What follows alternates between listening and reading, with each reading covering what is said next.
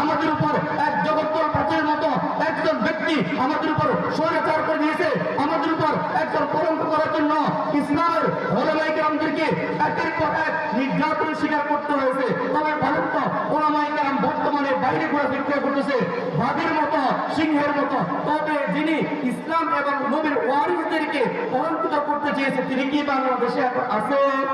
কথা বলেন আসেনি?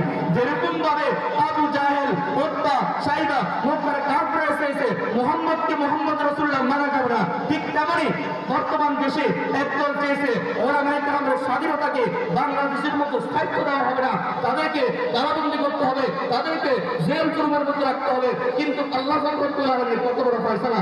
রব চাইতেছে আমি চাই ওলামায়ে কেরাম এই দেশের মধ্যে শাসন করবে। তোমাদের মতো নাস্তিক মার্কা হিন্দু ভাইদের পূজারি বাংলার জমি থাকবে, ঠিক কিনা? তারা বলেন